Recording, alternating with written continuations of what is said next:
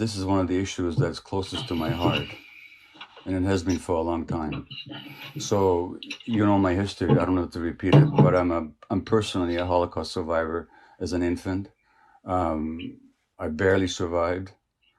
My grandparents were killed in Auschwitz, and most of my extended family was killed. That's my personal background. I grew up ashamed of my Jewishness. In Hungary, after the war, I was still bullied for being Jewish. And I remember one of my friends coming to my rescue once saying, "Leave him alone. It's not his fault that he's Jewish. It's a fault, but it's not his fault." This was the defense. So I grew up with that.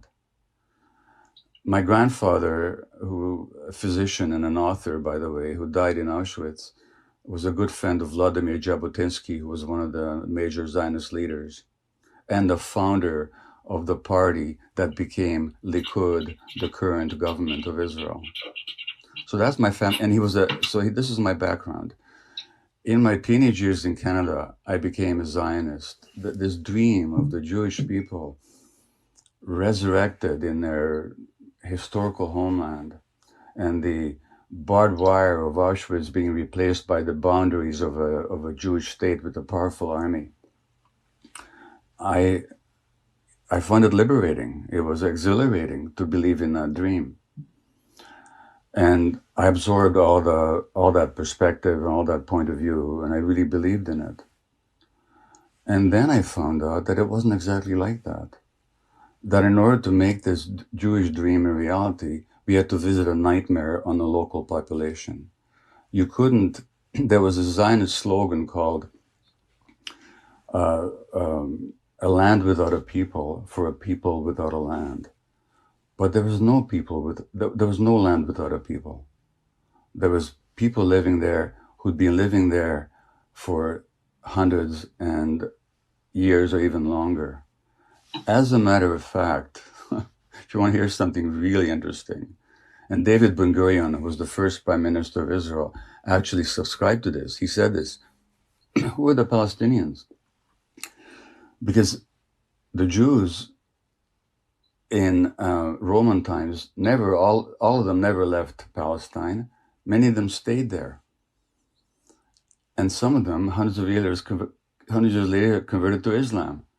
So guess who the Palestinians are? In some ways, they might be descendants of ancient Jews. They are cousins, to say the least, no matter how you look at it.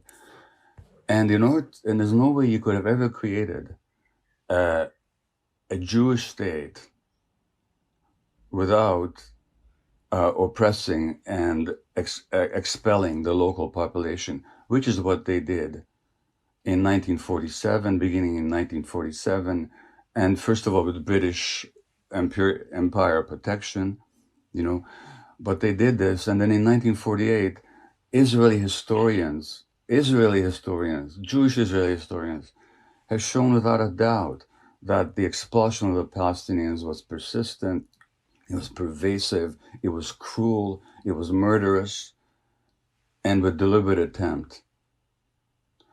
So that's what's called the Nakba in Arabic, the disaster or the catastrophe. Now in Canada, there's a law that you cannot deny the Holocaust. I don't believe in such laws, by the way. But in Israel, you're not allowed to mention the Nakba, even though it was at the very basis of the foundation of the state. So once I became aware of all this, I was, okay, well, yeah, we created this beautiful dream, but we imposed a nightmare on somebody else. And then I visited the occupied territories, Russell, during the first Intifada. I cried every day for 2 weeks at what I saw. The brutality of the occupation, the petty harassment, the murderousness of it, the burning down of Palestinian or cutting down of Palestinian olive groves, the denial of water rights, the humiliations. And this went on, and it's much worse now than it was then. So this is the background. And it couldn't have been in any other way. Because again, you couldn't have created that exclusive Jewish state without oppressing or expelling the local population. It's the longest ethnic cleansing operation in the 20th and 21st centuries. It's still going on. And who are these people in Gaza? Now you have to go to Gaza. You have to go there to really appreciate it. It's a small area where there are these multiple hundreds of thousands of people. Who are those people? The direct children or grandchildren of the people that are expressed from Israel, or what is not Israel. Now here's the outrage. And I'd like your Zionist friend in the States to tell me this. I, as a Jew, I could land in Tel Aviv tomorrow and demand citizenship under the law of the right of return. But my Palestinian friend in Vancouver, Hana Kawas, who was born in Jerusalem, can't even visit. Now, if I have the right of return after 2,000 years, if that history is even the way it is, which is itself questionable, but let's assume that it is. If I have the right of return after 2,000 years, how come Hana hasn't got the right to return after 70 years? So what sense does it now? So who is Gaza? This desperate, blockaded. Let me stop again. Am I talking too long about this? I'm sorry. This is so important to me, and I know so much about it that I don't even know where to stop. No, carry on, Gabor, please. So then you have these miserable people packed into this horrible, people call it the world's largest outdoor prison, which is what it is. Incredible poverty, 50% unemployment.